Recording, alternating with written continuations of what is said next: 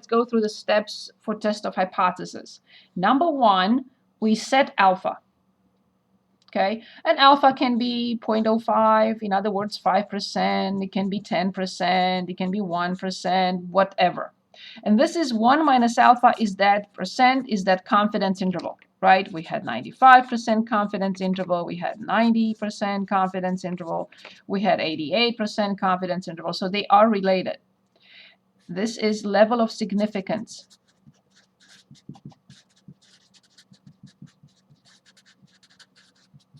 And this is the confidence level, right? Confidence interval. Okay, we set that. Number two, we present the claim by presenting the null hypothesis and the alternative hypothesis. Remember this also sometimes we encounter it at age 1. That's okay. The null hypothesis, the alternative, it can be age A or age 1. Okay, then we collect the data. Then we determine, since we are talking about we are talking about proportions, we will determine Z statistic. For mean, when we get to the last section of this chapter, we will determine the T statistic. We will also, in both cases, determine something called p-value. It's not proportion, it's p-value. P-value. Okay, and I'll show you right now how we determine that. So there is a formula, of course, for the test statistic, either Z or T. We'll get to that when let me present the Z. So the Z statistic for proportions will be p hat minus p0. I'll explain what p0 is. We know what this means. So p hat is x divided by n. It's the sample proportion divided by the square root of p0, 1 minus p0, or p0 over n. What is this p0? P0 is from a previous study.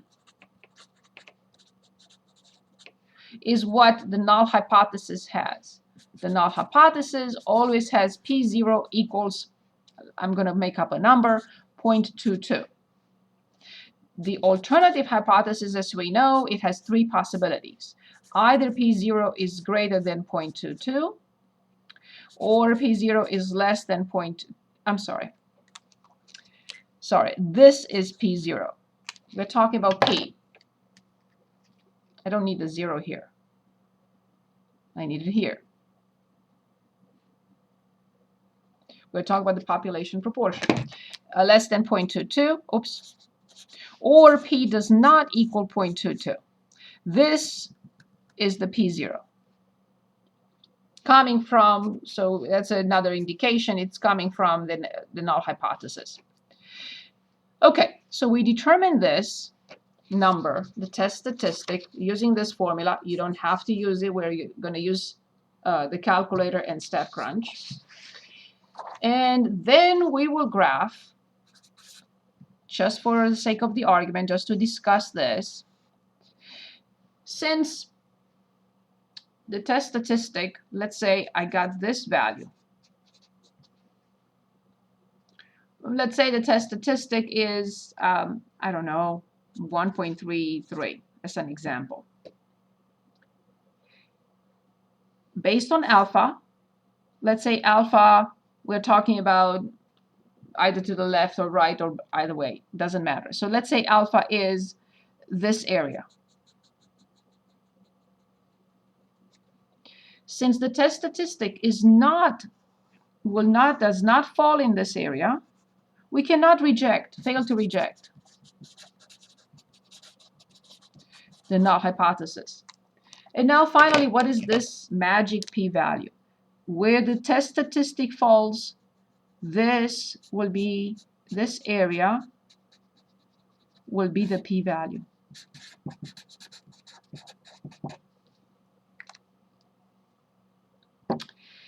Since in my graph p-value is larger than alpha, so this is alpha right here,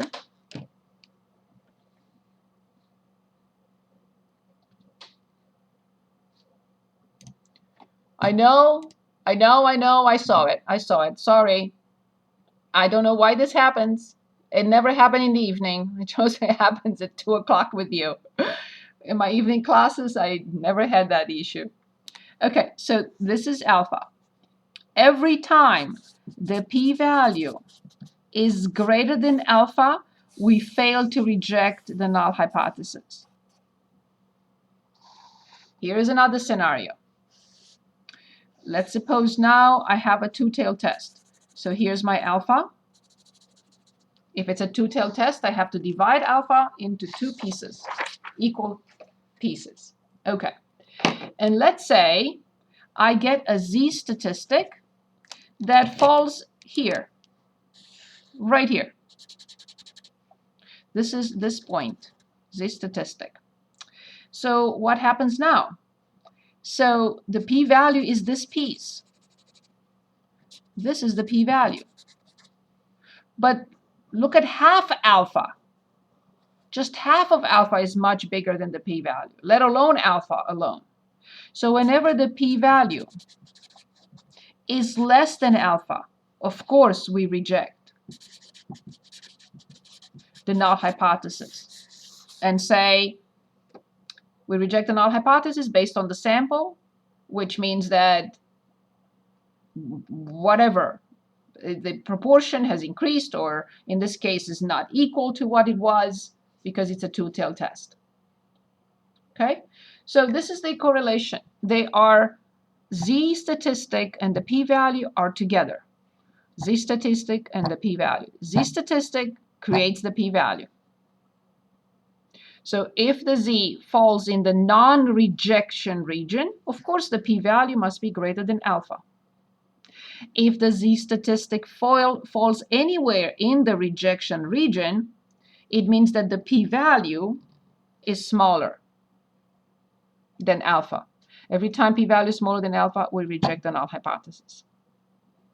So this idea also includes 10.2, because I wanted to give you all the information, and now let's work on as many problems as we can.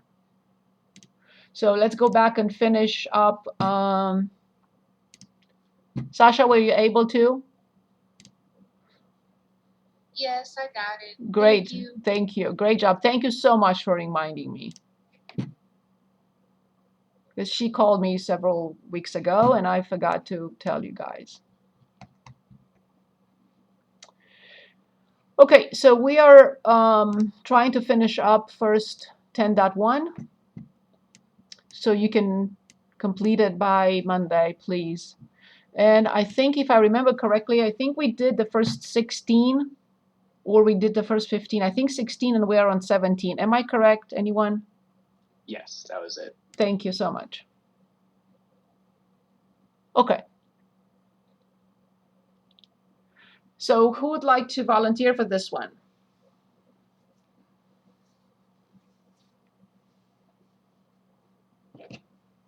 I'll read it. Thank you. If we do not reject the null hypothesis, is it valid to say that we accept the null hypothesis? Why or why not? So let's have a discussion. What do you think, or what does anyone else think? Wouldn't we not accept anything? Exactly. Exactly. Absolutely. We do not accept anything. Just remember, the conclusion is based on one sample. If I conduct the sample the second time, I may get a different result. So that's the reason why I cannot accept anything. Good. So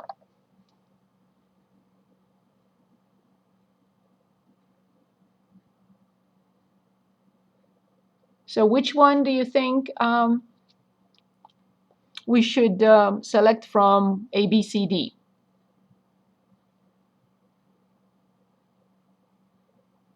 C. Exactly C, thank you.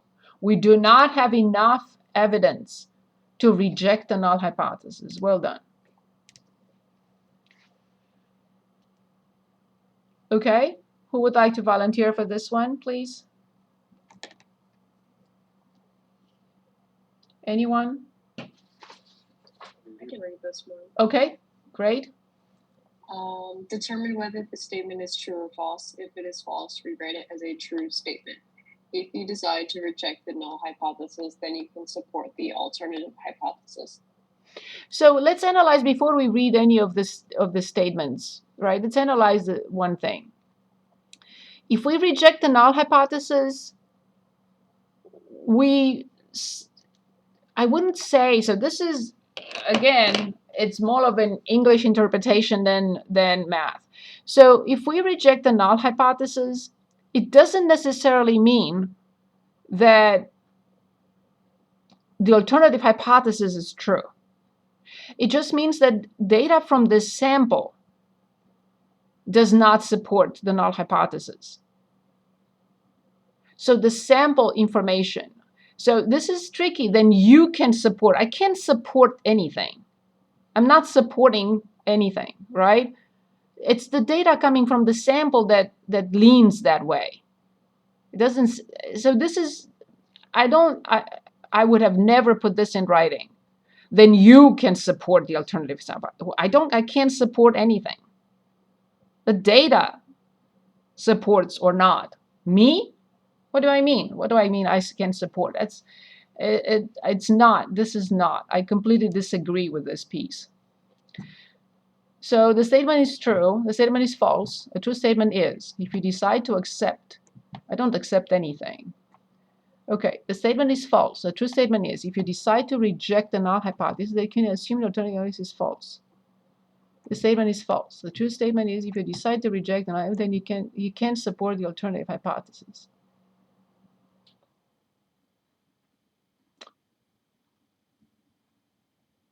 I personally can't support anything. It's the data that speaks.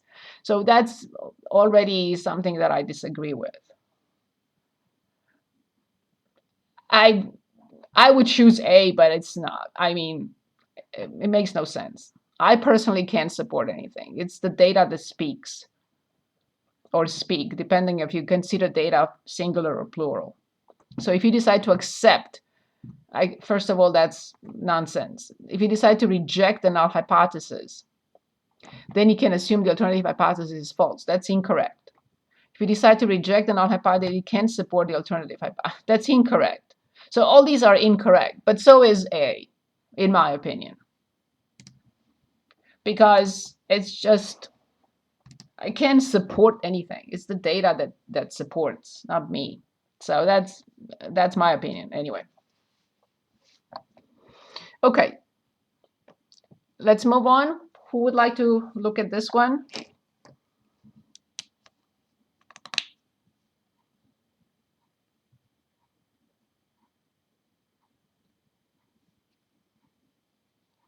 I can read it. Thank you. State the final conclusion in simple, non-technical terms. Original claim, the proportion of male golfers is more than 0.4. Initial conclusion, reject the null hypothesis. Which Yes. of the following is the correct conclusion? Right. So allow me to stop for a second. So just to practice this, it's important. So if the percentage is greater than 0.4, remember the null hypothesis has to be always equal to 0.4. In other words, no change. Okay, so this is basically, now we know it's a upper tail test or right tail test, because the alternative is the claim. I claim out of the blue, I come to tell you that the percentage of golfers is more than 0.4. And of course, you're going to ask me, okay, now show me the data, right? So that's the claim. So now they say, in this, it says, we reject the null hypothesis. So if we reject the null hypothesis, that means two different things, okay? That the Z statistic is in the rejection area.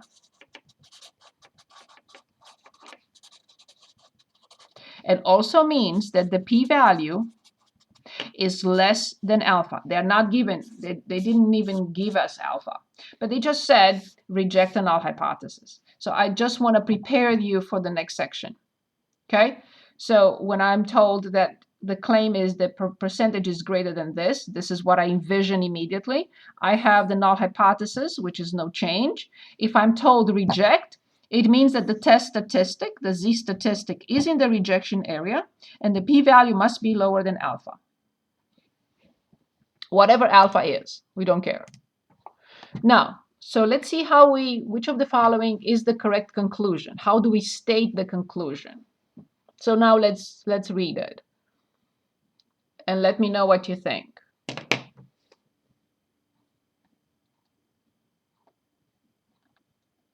So this is the correct statement. Sufficient evidence to support. I personally can't support anything, right? The evidence has to come from the sample. So that's why on the previous problem, the wording is incorrect.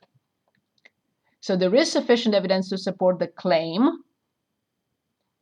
that the proportion of male golfers is more than 0.4. That's why we reject. We have enough evidence to support the claim, and we then reject the null hypothesis.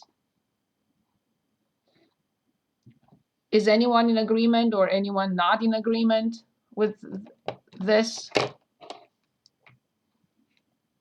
agree. Okay, good. Who would like to continue with this one? Okay. Suppose the null hypothesis is rejected. State the conclusion based on the result of the test. 6 years ago, 11.2% of registered births were to teenage mothers. As sociologists believe that the percentage has decreased since then. Okay, so let's stop before we even think about the rest. This is the null hypothesis. The proportion is this. He claims that it decreased from what it was. So this is a left tail test. We're not given alpha, but alpha is here entirely because it's a left tail test. So this is the area called alpha. So there are two options. Either z statistic is here or anywhere here. What do we do if it's here? Can anyone say to us? What do we do if it's there?